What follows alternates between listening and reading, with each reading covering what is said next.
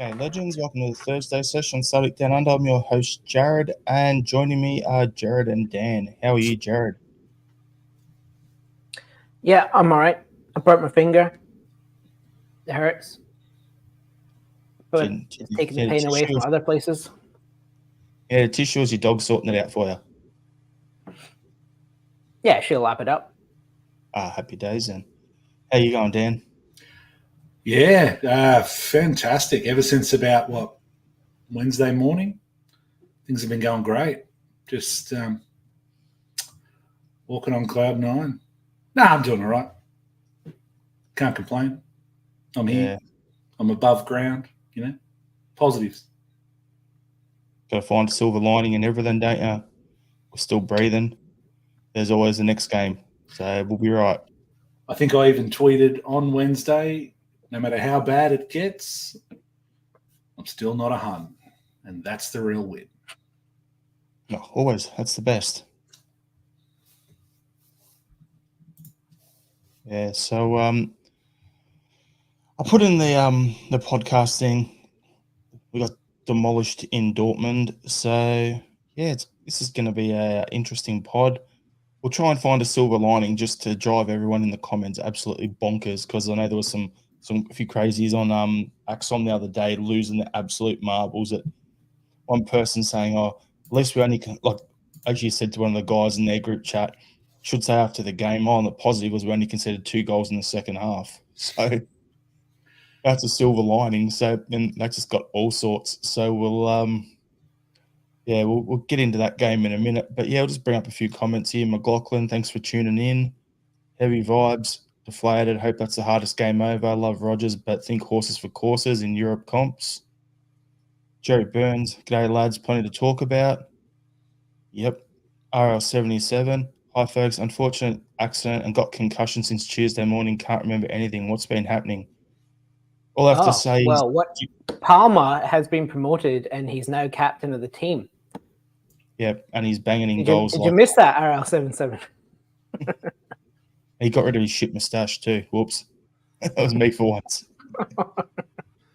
And Jerry Burns is asking, where's Willie? Still hiding behind the sofa. I think he's 3 sofas deep.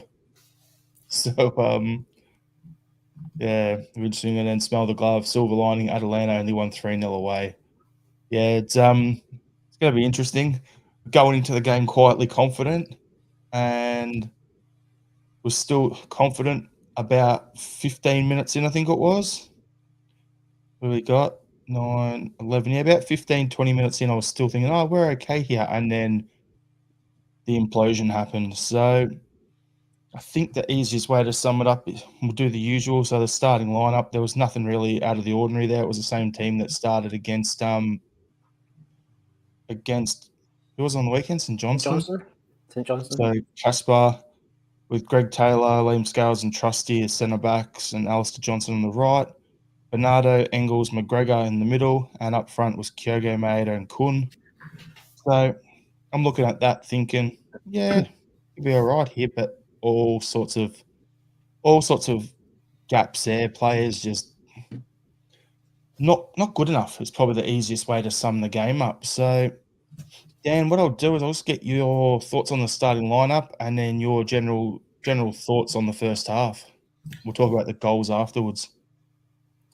Yeah, look, overall, there wasn't going to be a lot of, conjecture about who was going to be in the starting 11. We knew CCV was out. It was really only whether Bernardo or Hatate were going to sort of play in the midfield 3 with Engels and Kalmack, I think, for most people. And other than that, it was, it was probably a starting 11 that named itself. Do you want me to go into the particular performances from the players or just the starting 11?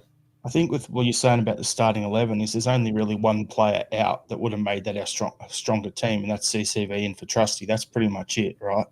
So yeah, absolutely. And even on the depth of that, like I know Cameron Carter-Vickers is our, our sort of defensive stalwart and far and away our best centre-back overall. I think Scales has maybe edged him on performances this year, but we had a $6 million or £6 million replacement coming in from a recent Premier League club in Austin Trusty. So I can't say on that alone I was going in resigned to the fact that we were going to get pumped. That's for sure.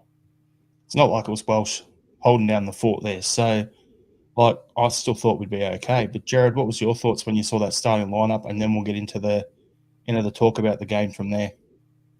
Starting lineup is what I thought it was going to be.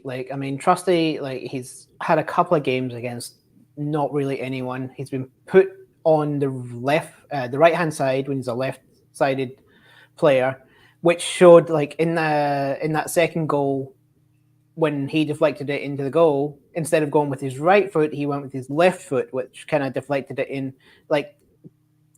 You can't really blame him for that. He's put out of position. He did play good. Yeah, I know words. He did play pretty well last game. And then you've got Rio, and people are like, "Oh, I knew Rio should have played." Yeah, well done, dickhead. Yep, we're 5 minutes late. And they're like, "Yeah, well done." Bernardo has been playing better.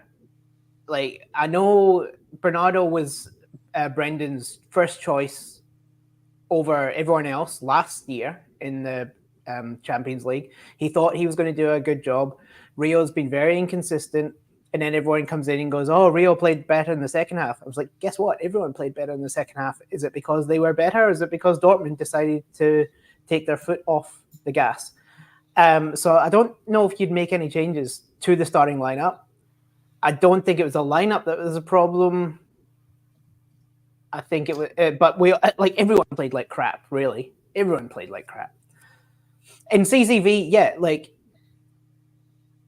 he hasn't been playing very well this year, fair enough, but it's because he's been carrying an injury. So we need to give him that rest so he can actually get back to his best as well. On you go, Dan. No, I'll jump in before Dan. Yeah. But if we're going to... I don't care. You can wait. But I'll just, when you're in school and you've got to hold your hand up, it's been up for too long.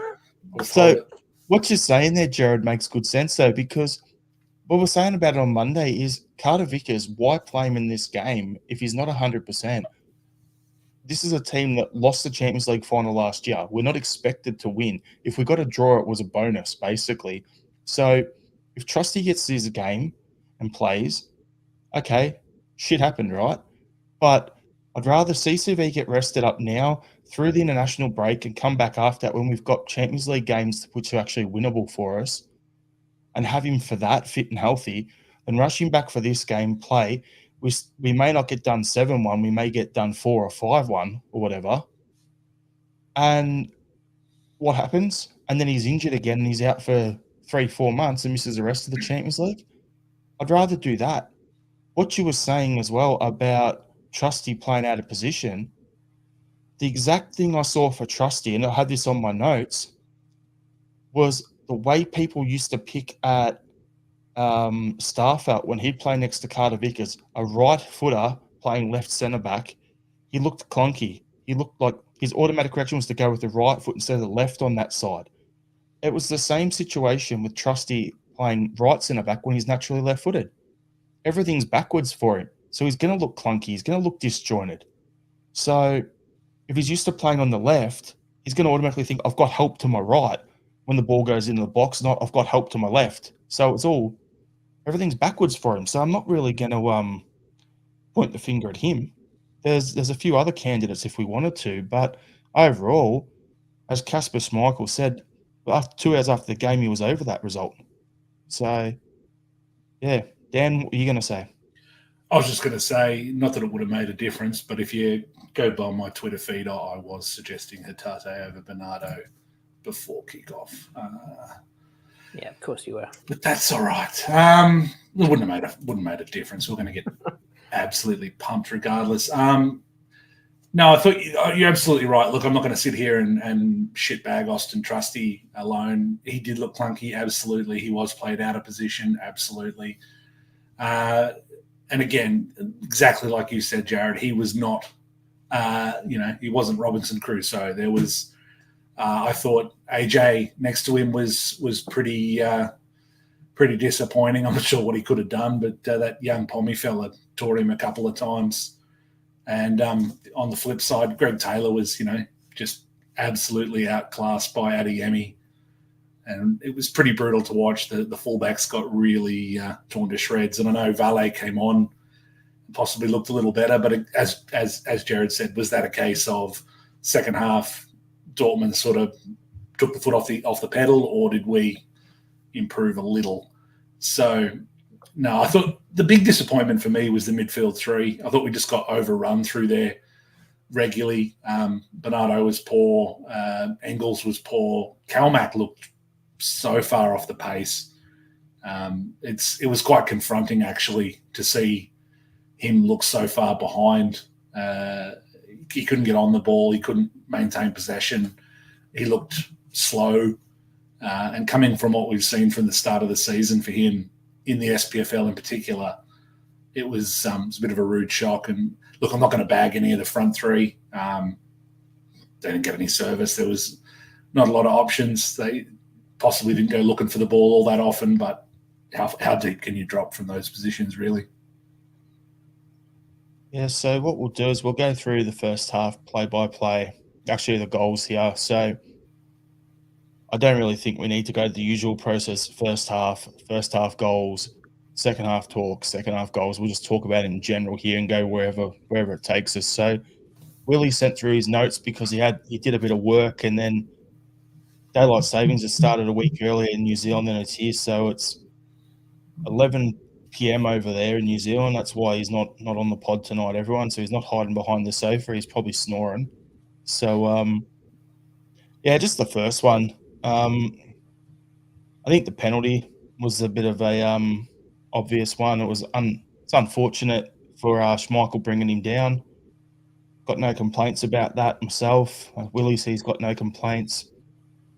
I think that's a fair call. Maeda equalising so quick afterwards with the cross in from Engels. Class finish. Did it go in off his head? Did it go in off his hip? I don't know exactly how it went in, but a goal's a goal, especially away in Europe, so we'll take it.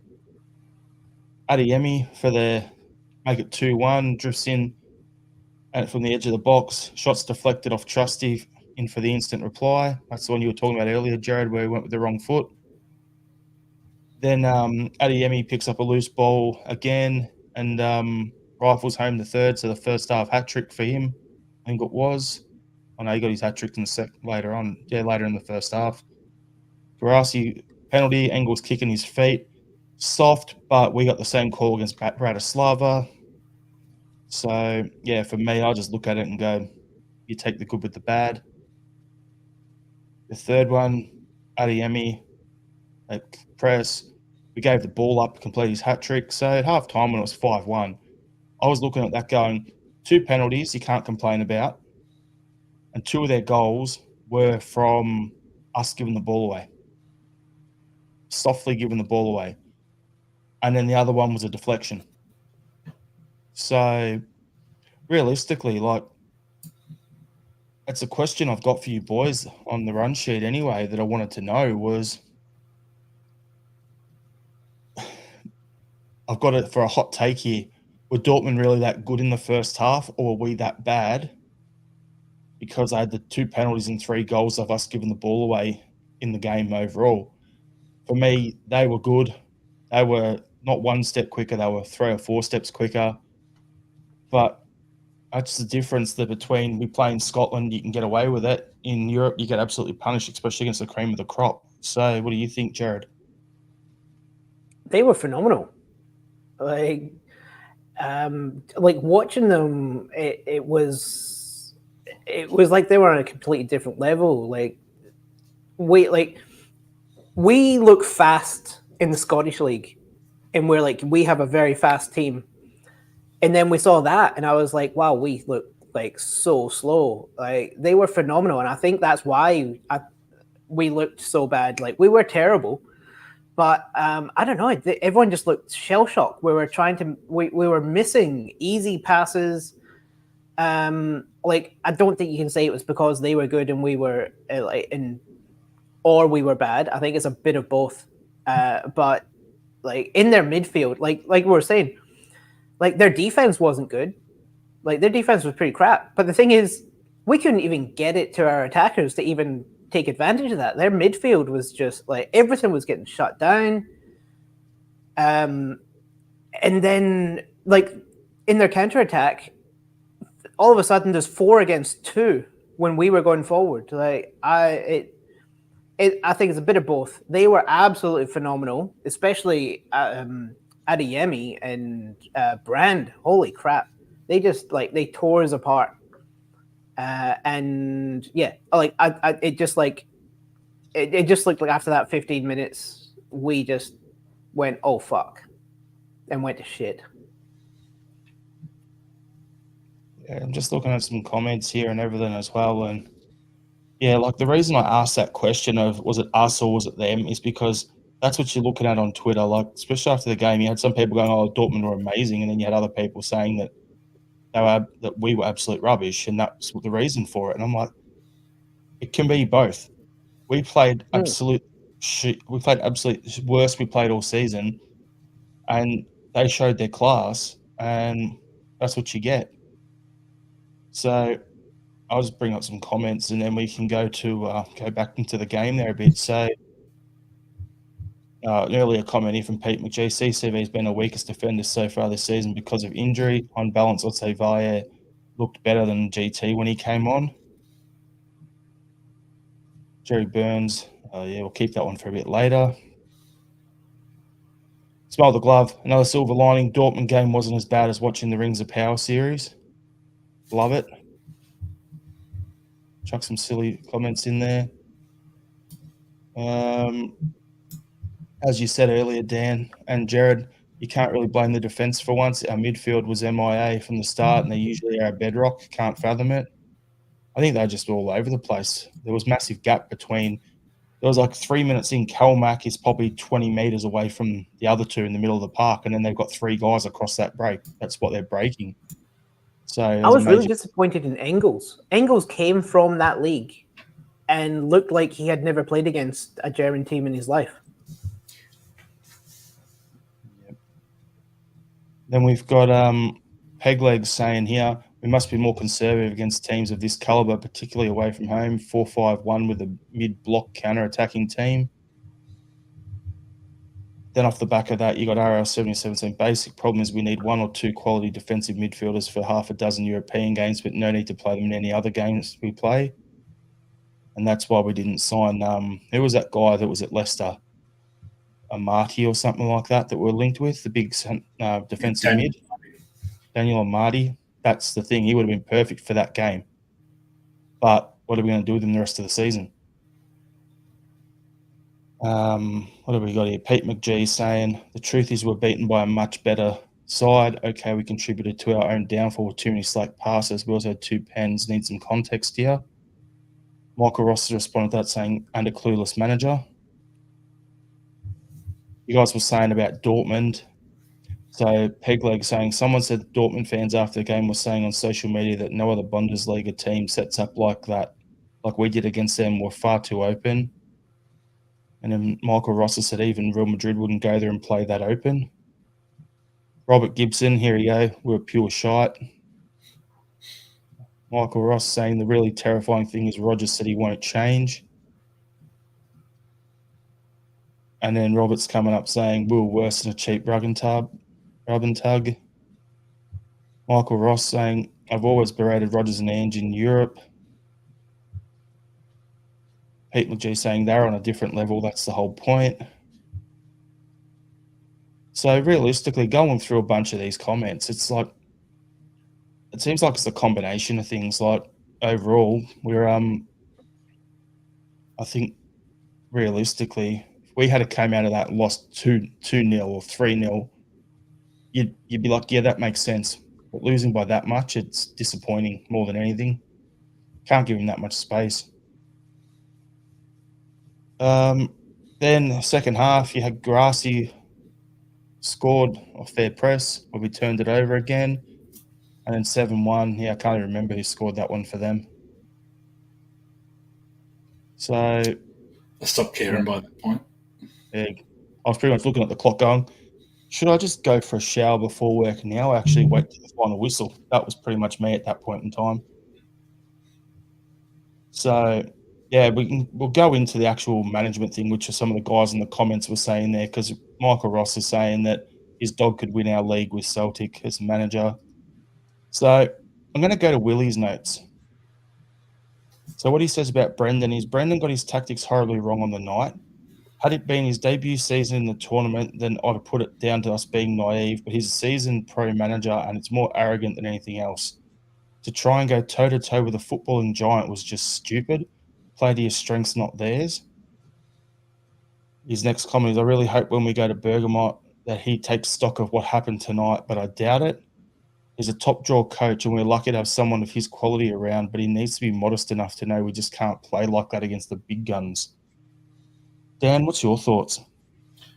Yeah, look, I think Willie's got some good points there. It does look, I can't say definitively, but it certainly feels like there is a hint of arrogance to Brendan's decisions in Europe. We've sort of jokingly called him a bit of a megalomaniac and all that. And it's, I'm fine with it. I love it. I love the little comments and taking the digs at the Huns or the media or whoever. I think it's great. Like, you need that sort of pantomime villain for the rest of the league. And for us, it's good fun. But at some point you've got to say, and, what is it, the second or third time he's copped 7, he's copped the 6 against Barcelona. At some point you've got to say, well, look, yep, you're playing some phenomenal sides. Absolutely. This Dortmund side weren't up there with that PSG side. I mean, they had Messi, Neymar, whoever else rocked up. I blanked that out. At some point, we would be, if Ross County or Livingston or St Johnstone turned up to Celtic Park and played as openly as we did, we'd probably give them a pat on the back for having a go. But we'd be pumping them and we'd be having a good old afternoon. And I think, it puts things into perspective for us. Dortmund were just amazing. The press, the passing, the speed at which they conducted everything. They were absolutely not just next level. They were so far ahead of where we're at. We had some opportunities. The XG was like remarkably close for anyone who's interested in that sort of stuff. But I think it also goes to show the fallacy in sort of tying everything to stats. For me, we came out of it. Brendan speaks about learning from it. He spoke about the positives. He spoke about getting punished for every mistake. I don't think we did get punished for every mistake because Casper pulled off a couple of really good saves and probably 6 or 7. Probably kept it to single figures, to be honest. It could have been a lot worse. But yeah, we were punished regularly for mistakes. And I guess you've got to say, well, you've said this in the past. You've said, right, we're going to learn from this. We're going to move on. But he's also sort of saying, well, look, I'm going to play the way I play. And it's like, well, does that give me any confidence that when we play Leipzig or when we play Atalanta, it's not going to be similar? No. It feels like we're going to sleepwalk into those. And look, you lose them 2-0 or you lose them 7-1. The only difference is the goal difference. Overall, you lost, you get nothing, you move on. We're banking on our home games in the Champions League anyway for our qualification. We've got 4. If we can get the 9 or 12 from there, we're probably going to scrape it through. But at the end of the day, it's the embarrassment of getting absolutely dumped on a big stage by a team that just looked really superior. And it, I guess, confirms a lot of the biases. And I think as Scottish football fans, whether we like to admit it or not, we have a little bit of insecurity when people like to talk, people who don't watch the SPFL or don't watch Scottish football like to shit on Scottish football and like to talk it down. And there can be a little bit of insecurity sometimes. It's like, well, it's not that bad. And there's this and there's that. And this kind of just throws all that out the window because you've got to go in and say, well, yeah, we got absolutely fucking pumped. And we looked so far off the races. So overall, I don't know. That's a long way of saying it. I don't really know. I'll just bring up a couple of comments here. So Robert Gibson saying Atalanta will tear us a Champions League size hole playing like that. Then you've got Smell the Gloves saying Brendan's arrogance is great. Arrogance, I'd say idiotic from Michael Ross. And he follows up saying Rodgers doesn't learn. And then off the back of that, he doesn't learn. So as McLaughlin saying, yeah, the first time we took a 7-0 battering off Barcelona, I was quite willing to forgive and had the attitude, well, it's Barca, they can do that to anyone. Then it was PSG. Now it's Dortmund. That's the third time we've been done 7 goals in the Champions League under Brendan. And the only other, I think it's 2 other times it's happened.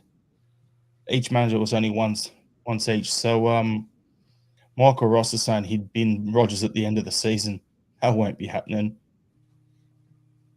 Robert Gibson, here you go. Rodgers loves being pumped in Europe as long as the missus doesn't find out. Hey. He's got some good ones today. So, Jared, what's your thoughts on the whole Brendan situation, how he set it all up? I'm not actually that upset. Like, it was a mistake. We played like crap. I know he said we're not going to change much, but you know what? He is. Like, I feel like he's going to make. I think he's going to make a couple of little changes. I'm not going to say it's everyone's like, oh, it's either go all out or park the bus. Like, no, I think we can get somewhere in the middle, and it's not like Ange was pretty much just all out, all out, all out. I think Brendan is a little bit more conservative. I think he will make a couple of little changes. Like, he's not someone, like, he will learn from his mistakes. He's not going to be like, nah, fuck him. Like, we'll go out and do the exact same thing against Atalanta. Like, he will look at it and he will go, okay, what do we need to do? Like, even if it's just, all right, Greg Taylor gets benched and we put Valley in. If it's like a couple of little changes, let's put Engels back and we'll just play 2 holding midfielders and 1 attack. Just a couple, like, I think he will make a couple of little changes, still play the way he wants to play, but with some adjustments. And yeah, we were going to lose 3 points today, or yesterday, whatever it was. I don't think we're expecting to get smashed as much as we were, but I mean, let's go. 2 penalties. There was that deflection from Trusty that Schmeichel was never going to save. The second goal by Adeyemi was phenomenal. Like, when you look at the goals, like, they were so good, the goals and penalties. And we played like crap. And sometimes, like, I've coached teams before, sometimes losing a game like that is actually really good. Because, like, the way we started this, like, we've been phenomenal this season. Let's not forget that against lesser opponents. But we've looked good. No matter who it was we're against, we looked good. We looked like we were playing as a team. Everyone was on the same page. And sometimes you can do that and kind of get in your head, and then you get a game like this and you're like, oh crap, we know we're better. Like, everyone can look at that team and go, okay, that's not Celtic. We are better than that. But sometimes you need a game like that to just, like, bring you off your high horse and, like, reset the team and go, okay, we are better, but what did we not do in this game that we probably could do better? And we're going to drop the 3 points. Like you said, if it was 2-0 or if it was 7-1, maybe the 7-1 is what. If we lost 2-0, what if Brendan didn't change and we came and we ended up losing? We didn't make the 24. What if this is the kick up the ass that we needed? That will go, okay, what do we actually need to change? Where do we need to go forward? So right now, I'm not overly concerned. Ask me again after the next game if we come out and do the exact same fucking thing. So basically, you're saying sometimes teams are playing well, but they need a kick in the dick just to figure out what's going wrong.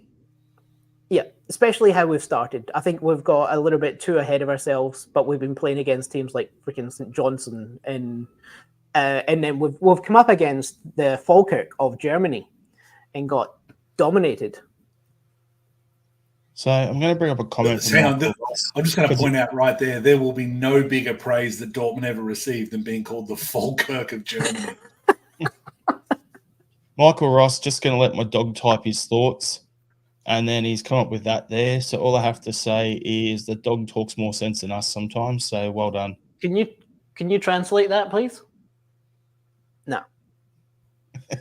You're copping the side eye now, mate. I tell you. So yeah, just going to I think we've basically spoken enough about the tactics on it and everything. So.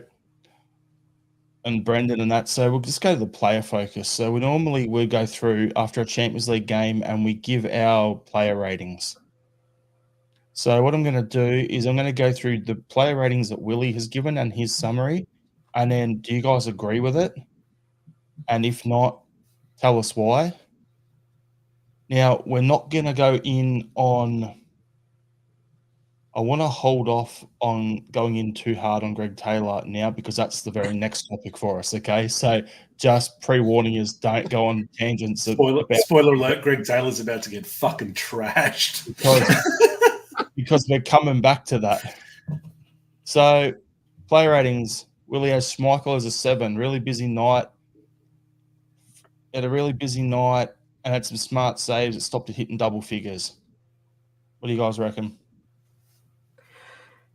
7's probably a bit high, especially giving away the penalty.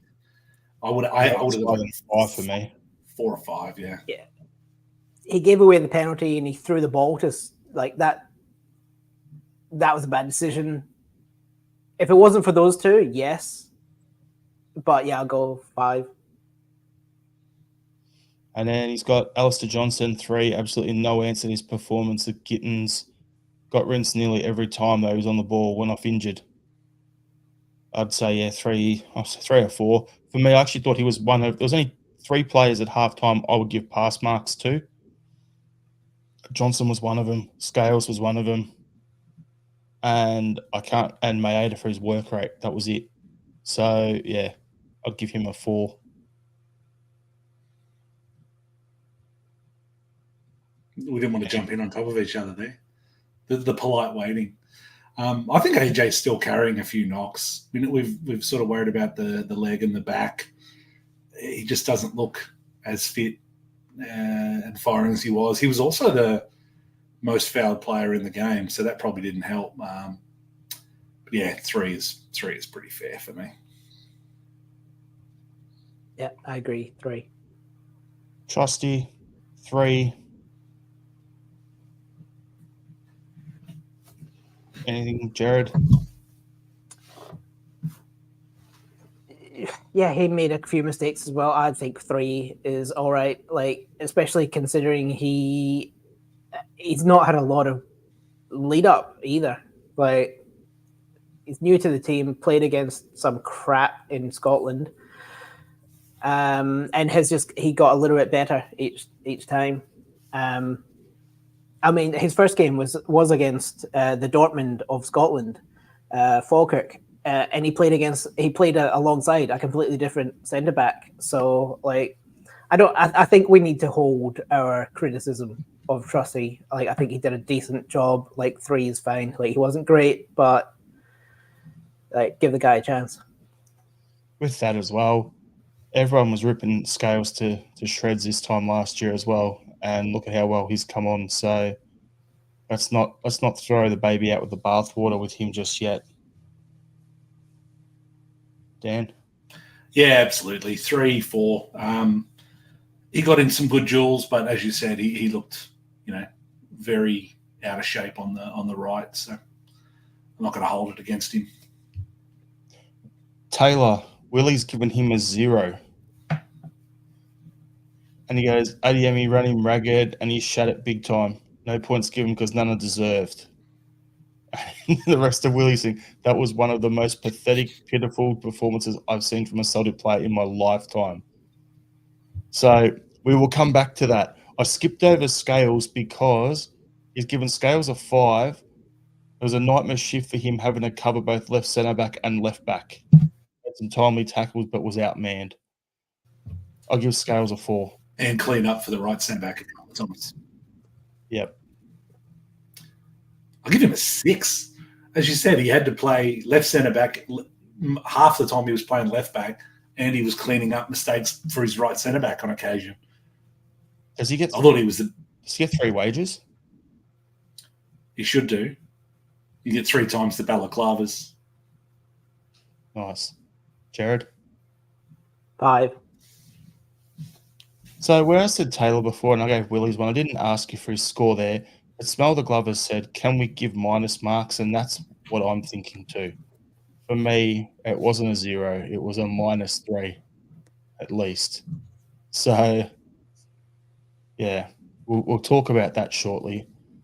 Bernardo, Willie's put 0. Another like Taylor, couldn't handle what was in front of him and was MIA for the full half, the first half. Engels, 3 good crosses up to Days, but other than that was pretty anonymous. Calmac, 3, couldn't get on the ball and failed to make anything of it. So I'll give you guys the chance to go through the midfield. So Dan, go for it. Bernardo, 2, 1 or 2. He was really, really poor. He looked overawed for big parts of the game. You were sort of looking for him. Engels, I echo what Jared said earlier. Given he'd sort of come out and spoken about making his Augsburg debut in front of the yellow wall and all the sort of pre-game chat, you were sort of hoping he'd be the guy that could put a foot on the ball and keep things calm. But he was pretty anonymous as well. And we spoke about Calmac.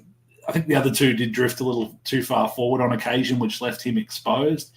But he certainly didn't do himself any favours.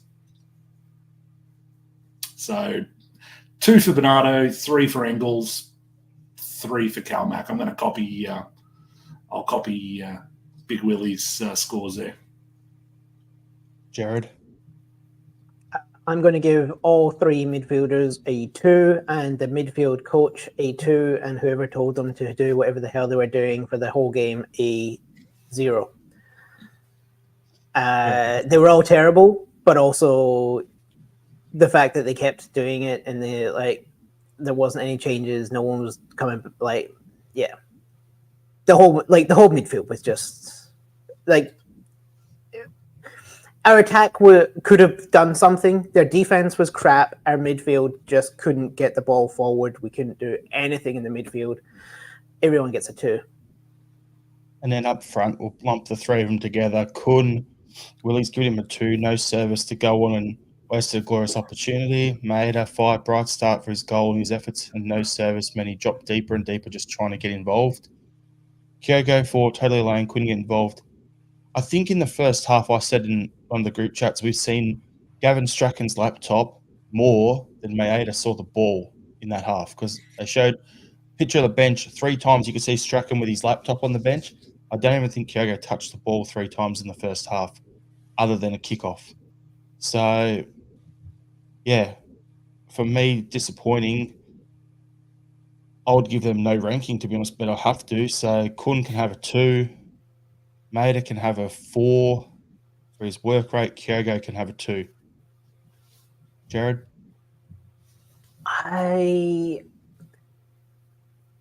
It's hard to give them rankings because their job is to get the ball and go forward, but no one was getting the ball to them. I'll give them all a 4 because I'm starting at 6, and it's how bad they are drops down, how good they are goes up, and so I'm going to give them a 4 because I just feel like might have done well coming back, didn't do a lot going forward. He got the ball kicked into him, and I think it came off his chest or something and went in. He scored a goal. That was good. Every time Kun got the ball, there was 3 people on him, and didn't do anything with it. It wasn't great.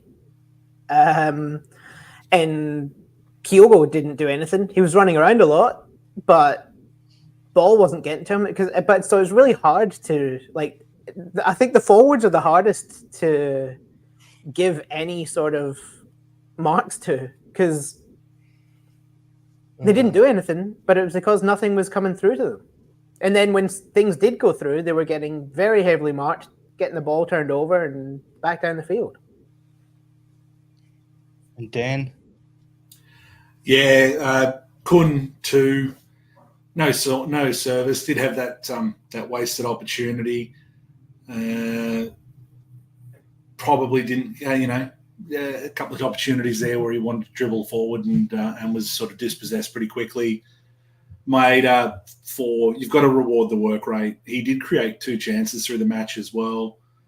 And Kyogo 3, totally isolated. He only had 12 touches in the game, which is actually as many as Paolo Bernardo had, which is a different story on its own. But yeah, he was up there and alone for huge swathes, and you're not expecting him to. I mean, he would have had to have been back there with the centre backs to be getting any ball at that point. So yeah, it was tough, but I'll give him a 3 for his effort, and just because I like him.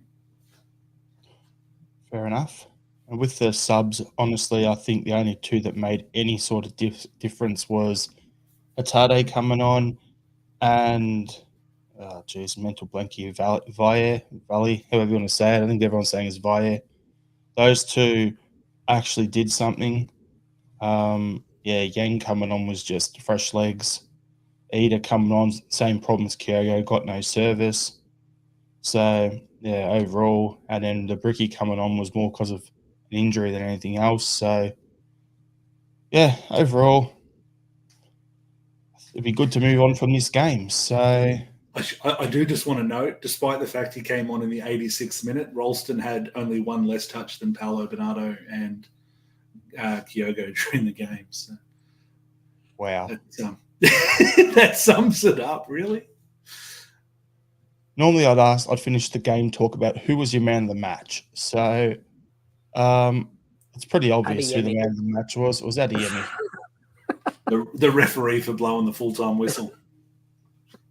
Yeah, I have a question. I asked this in a group chat, trying to make sense of it. First half, 6 goals were scored, 2 penalties, and 4 other goals. 1 minute of stoppage time. Second half, 2 goals were scored. We made 2 subs at halftime, so it wasn't like an extra thing there. And then the rest of the subs, 3 minutes of stoppage time. I can never get my head around how they figure that out because it does my head in. It doesn't take injuries in the second half. Adeyemi got injured. Yeah, I don't know. I just find it ridiculous. Like, how it can be 1 minute? Well, it never makes sense. Yeah, no, it never makes sense. But that was one that when I was watching, I have that on my notes. So it was just like, how? It says injury time. How? Just come on, someone explain it to me because they were giving us a chance to get back into it in the second half. They should have gone nice on us and just gone no penalty, no stoppage time, done. See ya, go home. Just go. But anyway. Yeah, but Ralston had so many touches. They were like, Ralston's going to get this. It's going to be 7-2. The Brickies changed things up. Yeah. So, yeah, I'm just going to go to this one here. Pete McGee put this on earlier on. The overreaction of Tuesday is pathetic. We'd survived heavy doings in the past and we will again. We're a big fish in a little pond, and when we swim with the sharks, you know the likely outcome. I'll just chuck that one there because I starred that earlier on. Yeah. I don't disagree. As I said, I'm not bothered. I don't. The funny thing is, like, I'm going to find the quote from Casper, right? Because it was shrugged it off, is what he said. My phone would bloody load is always good. The thing about his midnight quote or something? Yeah, something like that. By midnight, he was over it. So for me, it's one of them where the players have moved on. Let's not stew on it. We've got some other shit to get through. So the episode, the Greg Taylor Conundrum, and this is why I said we'll hold off absolutely going all in on him, right? Now, my question to you boys is, what do we as a club need to do to address the Greg Taylor Conundrum? Now, I know he's out of contract at the end of the season. Some people are wanting us to keep him. Others are saying that, no, he needs to go, or he might look to move on and sign a pre-contract in January to go down to England and everything, right? But what I'm calling the Greg Taylor Conundrum is, it's where he's the best player in Scotland in his position at left back. Yet when we go and play in Europe, they're consistently and constantly caught lacking at that level. So it doesn't matter with Greg Taylor. If you go over the last 3 or 4 years, right? In Scotland, he's been probably one of the best, if not the best, left back in the league by a fair distance. And then you step up into Europe, whether it's Champions League, whether it's Europa League, whether it's qualifiers, whether you see him playing for Scotland in the national team, same thing happens there. And he always gets caught lacking. Now, heavy vibes are saying make him 3 inches taller and a bit faster. Like, that would always work. But Robert Gibson saying he's like the 8th dwarf, he's useless.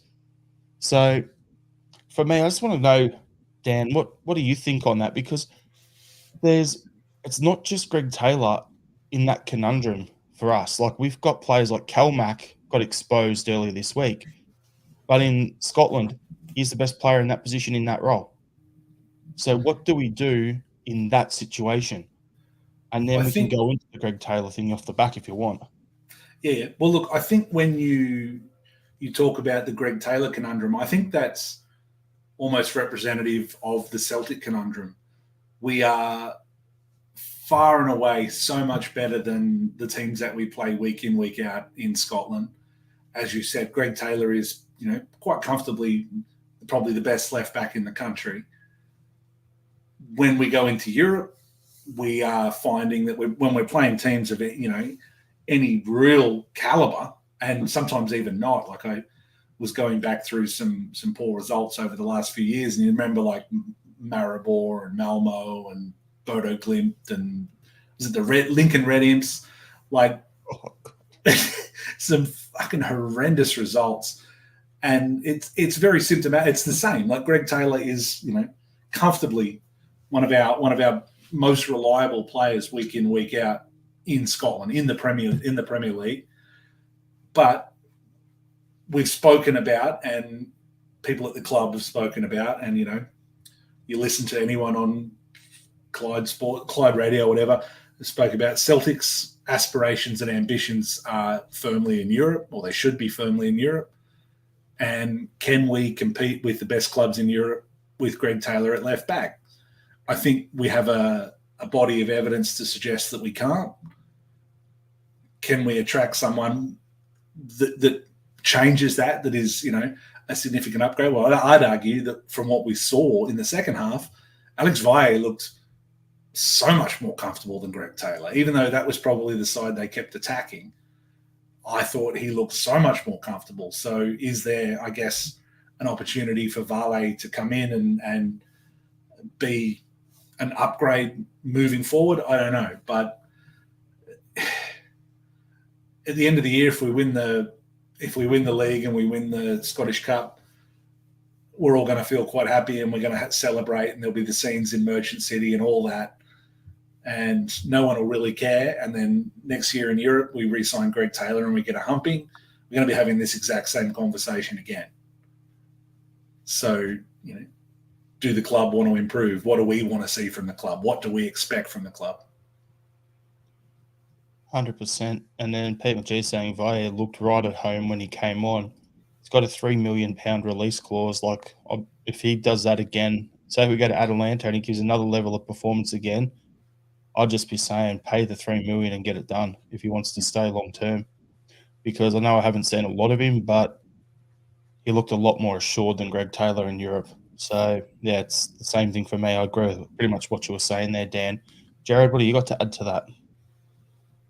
Look, this kind of reminds me last year of Scales. Everyone's like, oh, let's get rid of him. Like, let him go. And I'm kind of like, no, like Taylor is it. We're not going to get better than Taylor for what we can pay Taylor for, and he is great in Scotland. He's doing a job for us, but the way he plays doesn't suit what we need for Europe. But if we've got Valle, then, like, realistically, for what we've got, who we are, I think we're in a good position. Like, even if Taylor stays in as a backup and rotates with Valle, like, I'm happy with that. If we, like you said, if we can get the not sell-on fees, was it? Release clause or whatever it is. But like last year we said Scales, we should be buying him and keeping him as a backup and getting someone better. We didn't actually think he was going to become as good as he was or is at the moment. But yeah, I think he gets a bit of a hard time. He's been one of the best players for us so far this season. He had a bad game, but so did everyone else. But yeah, watching him, he was so bad. It was like, it was so bad, and he was out of position, and he was playing a second game, like that no one else was playing. I'll tell you what he reminded me of, Jared, and it's going to sound weird, but the way he was constantly out of position, not at left back, but not on the wing. He was like just wandering everywhere. He was reminding me of Bolingoli. I thought you were going Bernabeu for sure.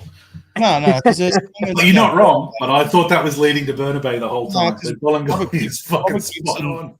Robert Gibson's mentioned bring back Bernabeu. He's a better drunk and he's got a better mullet. And I agree with the Apparently he's doing pretty well on loan at the moment, from what I've heard. So, because in Brazil, I think we're too hard on Taylor, but he needs to be better. Also, you've got to give the coaches some blame because they let him do that. Yeah, like the difference when you're comparing Scales last year and Taylor this year, Scales got the contract extension. We were happy to keep him as a backup.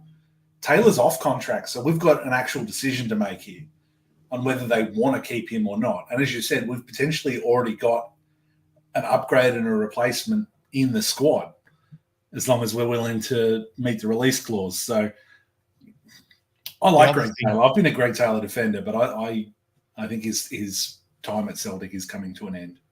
I like him as a player. We've got to see if Valley can play. Got to see if Valley can play in Scotland first, because like that first game, he just looked soft. He looked like someone swung their arm up. Oh, I'm going to dive on the ground. I was like, hey, we're not in Spain anymore. Suck it up and go fricking defend. So we've got to see if he can do that sort of stuff first. He's had 2 phenomenal assists in Scotland, but he needs to defend better. And not in Europe. Both of them would be great. Like I said, if we can get both of them and play them where is needed, that would be phenomenal. So Smell the Glove is saying here, last season was Scales' first season. Taylor's been here for 5 years and still shit in Europe. So that's another part of the whole thing. The other thing with Taylor in Europe, that comment about give him 3 inches, whatever, make him 3 inches taller. The thing with that is that's what, they give him 3 inches. Yeah. Sorry. Some people would be lucky. That's Dan's missus would be loving that, right? Give me an extra 3 inches and I wouldn't be wasting my time here. But say if you made him 3 inches taller, teams just are targeting him now because he's small. But then it's not just him that's small. Like when you looked across the midfield, we actually looked little. So compared to Dortmund. So it's one of those sort of things as well. That's something I did notice from the game as well. But yeah, the whole Greg Taylor thing, like I'm gonna get Willie's notes up if I've still got them open here. So he can go in on Taylor, just so everyone can have a laugh. So Willie's notes for Greg Taylor are: time is up for Taylor at Celtic. His performance yesterday was by far the worst I've seen from a Celtic player in my life. Adeyemi didn't just have him on toast. He took him to the taxidermist and made him a big game hunting trophy off him. We can't keep repeating the same process every year with him. Goes to Europe, gets found out. We exit Europe. His form improves. By the end of the season, we'll have all the silver in the bag and he's getting praised for being the best left back in Scotland. Just being best in Scotland isn't enough. We can only pay $4 million for Valley and he would easily be the best in Scotland. Owen Beck would be 2, or Mackenzie at Aberdeen. For me, the contract situation is a chance for a clean break and to move on for both. Well, the thing is, where everyone's talking as well about him coming and going, if he was, just trying to get my wording right here, if we were to say to Taylor, we'll re-sign you, but you're going to be a backup, at his age, do you really think he'd do that? I don't think he would. He's been a starter for the last few years. He could go to the English Championship, probably 4 or 5 times his wages, and still be playing for Scotland and not be copping as much shit that he's copping from people like us and other Celtic fans when he has one bad performance in Europe. So if he's looking at it going, if I can get to January and then sign elsewhere, do you really think he's going to re-sign a contract to stay for 3-4 more years and be the backup? I can't see it. Also, when you think about it, if you look at the whole big picture, if let's say Vi plays very well and we actually sign him, you look at who else we've got. Like Mitchell Frame's coming through. Anderson looked amazing in preseason. Like they're 6-footers. Is Anderson, like, I think Anderson by next season will be better than what Greg Taylor is going to be. So I don't want to be bagging out Greg Taylor because he is having a phenomenal season. He's going to do really well for us in Scotland this year. But yeah, if we can pay like pittance for Vi, that we're going, like, if we can pay this for him, if he's going to be the player that we think he's going to be, and then you got Mitchell Frame, and you've got Anderson coming through, and they're not even our third string left back in Champions League at the moment, isn't it? Montgomery. Who's Montgomery? Like, what's he doing? Question: So, did we send Anderson back to Admira Wacker in Austria this year? Sure did. I think he went on loan. Yeah. Because he was there last year. He's only going to get better. He got injured, didn't he? So he sort of didn't get a chance to really build on a season. So it'll be interesting to see how he's going over there. But the thing is, I bang on about this all the time, is I want that production line. I want us to have our starter. I want the backup, and I want the third one coming through being a young kid. We've got to get that position coming through from the B team. In the B team, then you go on loan, then you come back into the squad as a backup and work your way through, right? So realistically, if Greg Taylor moves on, we sign Vaya and he comes in as the starter, then Anderson, because he's on loan at the moment, comes in to be his backup and understudy next year and challenge him for that spot. And then who goes out on that loan next year? You send Frame off to Admira Wacker if it's worked or something, and then you bring him through as the production line comes. The one position in our B team and the club that we've actually got that we can put that production line in place. We've done it with Sinisalo backing up Schmeichel, but from the actual B team doing this is the left back position. So if the talk, because I'm going to say it because it's almost an hour, if the rumours of Kieran Tierney don't happen, then I'm happy with the solution we just laid out there. Put Vaya as your starter, have Anderson as your backup. Happy with that. Did you just mention Tierney to fire the comments up? One at a time, boys. We've done so well. Go ahead, Jared. I was going to say I'd be happier with Anderson than spending 5, 6, 7 mil on an unknown person. To me, yeah, Anderson needs to be given a chance. I just wanted to know whether Jared mentioned Kieran Tierney just to fire up the comment section a bit. Engagement farming, mate. You know, that's what it's all about.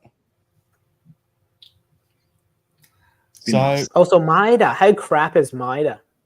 We need to get rid of him. Are you doing a Laura? I'm just want to see. We're trying to fire up the comments. Is Andrew Galea there? Yeah, where is Andrew tonight? In his defence, after the Juco James huddle breakdown, Celtic lost the midfield battle against Rangers. I tweeted him and asked how we were going in the midfield battle towards the end of this game. And in his defence, he just wrote back, "What midfield?" Which I thought was a pretty good summation. I don't think you need too many statistics for this one. Sometimes you don't need stats when the eyes see it all. But anyway, okay, so next thing I wanted to quickly ask you boys. It looks like Celtic are set to extend their kit deal with Adidas after breaking into the top 20 biggest selling kits of the year. You boys happy with that? I'm liking the Adidas stuff this season.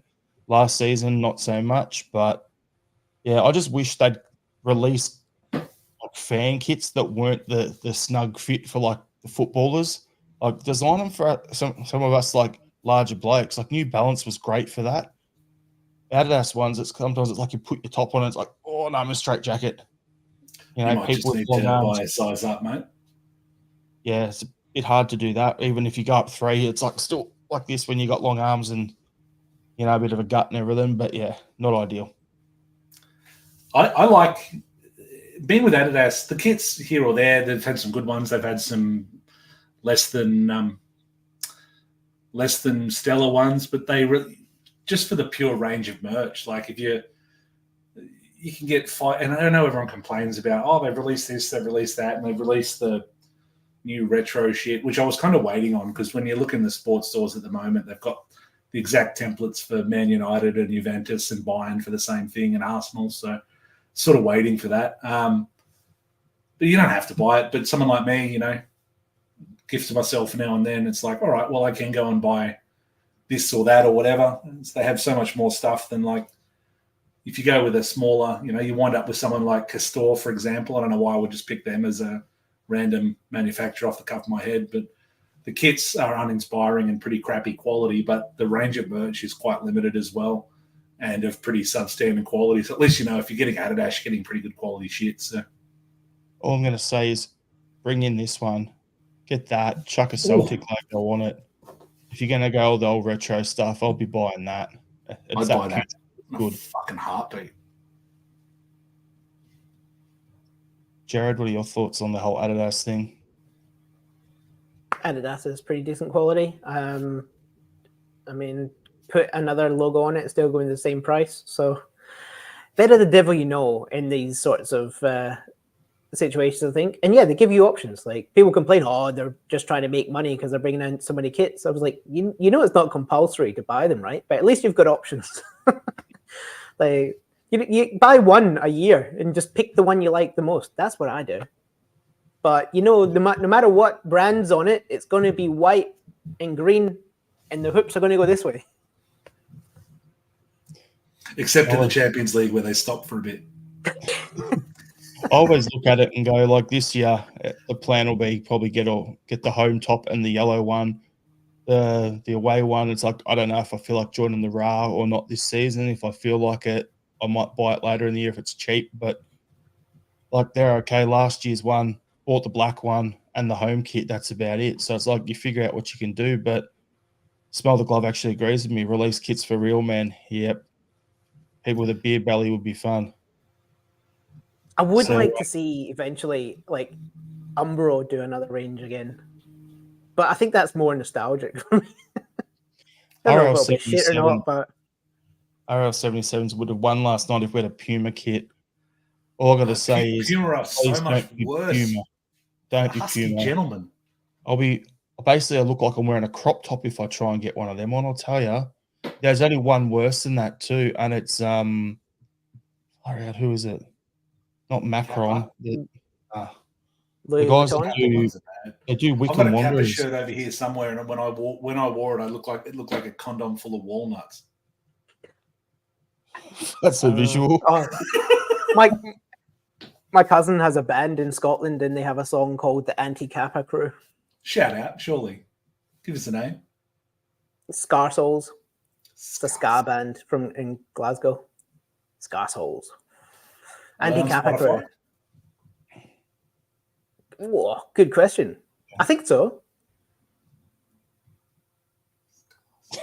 Robert, yeah, I know. It would clash with my tiara.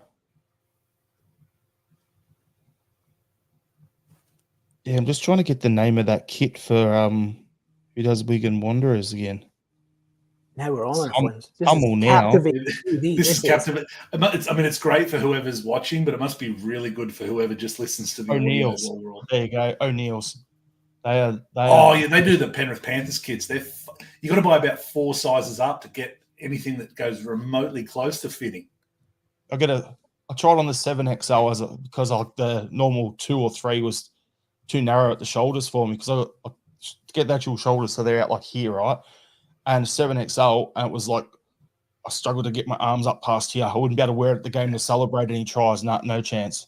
I get 2XL in most of my stuff. My Panthers jerseys are all 7XLs. And yeah, you put them on the shoulders and you're like, holy shit. Fucking horrendous. Anyway, that's quality podcasting. Stick with Adidas. I'm happy with that. What else you guys been up to today? Ross Ross County on Sunday away in the league. What are your general thoughts heading into it, Jared? Oh, I think we are going to come out. One's ringing. Going to come out and try and prove a point. I think it's going to be like 7-0. Makes sense. What do you think, Dan? Your general thoughts heading into the game, and how do you think we'll bounce back from getting pumped midweek in the Champions League? Much the same. This could be an opportunity to release some frustrations for a few guys who hardly got a chance to get on the ball, to be honest. Ross County up at Dingwall, I found they can be decent, but this year they've been leaking like a fucking sieve. So with any luck, what have we scored? 19 goals in 5 in the league or something. I think this is a 5, 6, 7-0. And I think it'll be a really nice, enjoyable Sunday night here. As long as we keep it to 0, I would love to keep this record going as well. Heavy Vibes are saying take your anger out on Ross. The poor bloke. What's Ross ever done to you, mate? We're Team Rachel on this pod. And then Smell the Glove saying 8-0 Sunday. Hopefully to Celtic. McLaughlin saying 3-0. Michael Ross is saying 4-0. I think the key things for me, if I was in Brendan's spot, there's going to be a couple of players who pulled up. So you're going to have the Bricky. So if we go to a starting lineup, so you have Bricky at right back, Via at left back, keep the same two in your centre back pair just because we have to. Casper obviously in goals. Middle of the park, I want McGowan to start. I think he's earned that right. To form some guys around will be Engels, McGowan, and probably Kalmack. Or do we rest him and put Hatade in there and just go for it? Who knows? And Home. Yeah, I'd love to see that. Who? I'd love to see Home come off the bench and give him a shot. He was good in pre-season. Yeah, 100%. And then up front, I'd be going.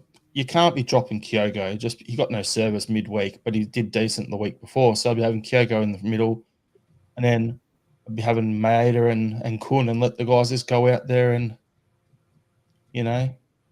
absolutely ravage some people. So, yeah, for me, my score prediction is we're going to pump them 9-0. We're not going to get that 10-0 game because that's going to come after an international break. But, yeah, 9-0, we're going to absolutely fucking thump them. Jared, starting lineup and score prediction? Oh, all right. Pretty much, I think what you just said.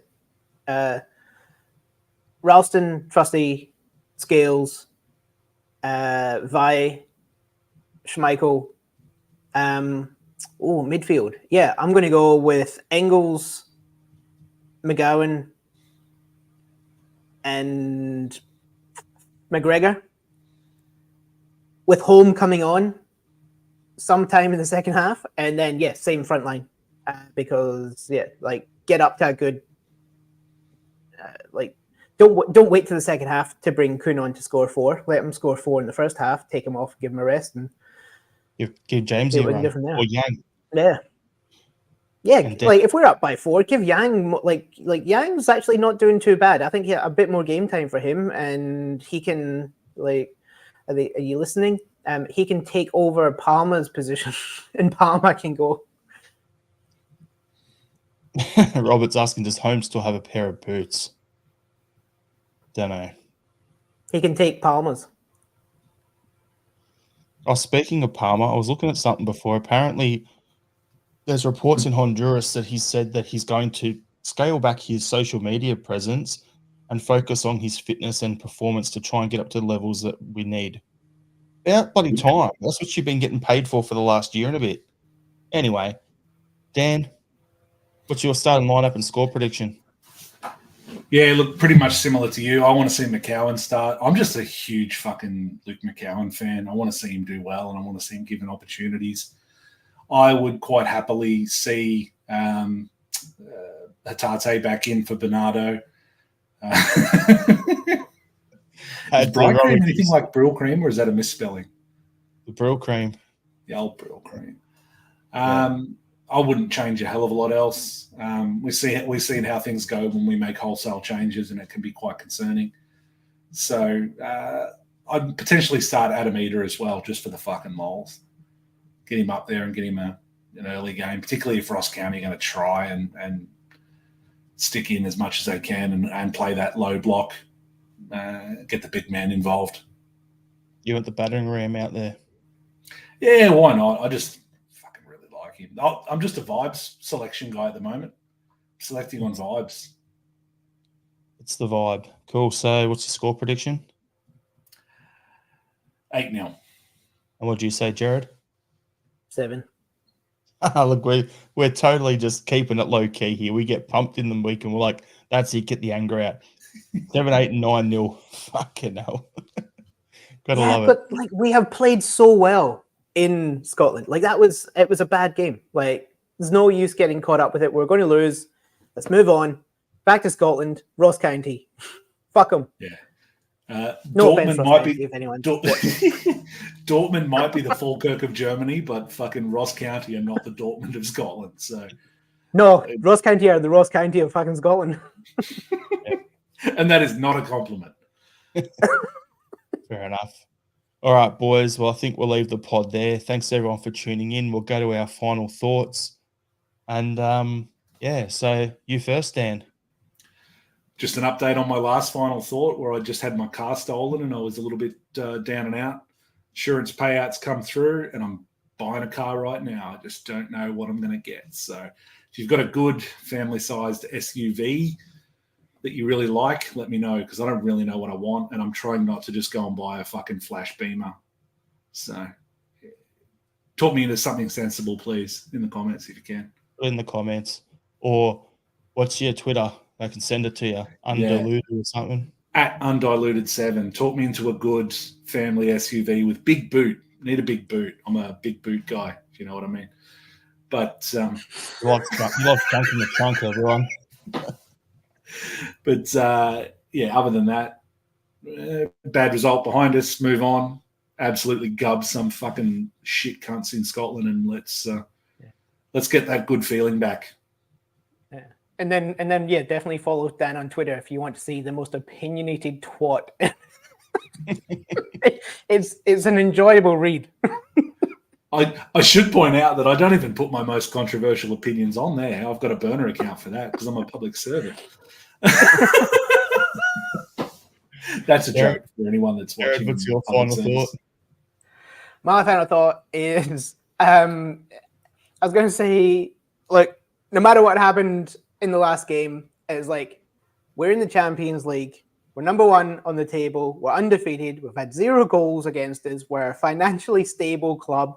We've got money still coming in. Our home ground, we've actually been able to use all year. It's 100% workable. So I think I'd rather be in this position and losing 7-1 than to be in other positions. But I do think fans on the other side of the city, like, make the most of it. Have your time. Enjoy this because it's not going to last and it's probably going to be the best week of their whole season. My final thought, 3 more inches. Yeah, not bad. Thanks, everyone. Hail, hail. Hail, hail.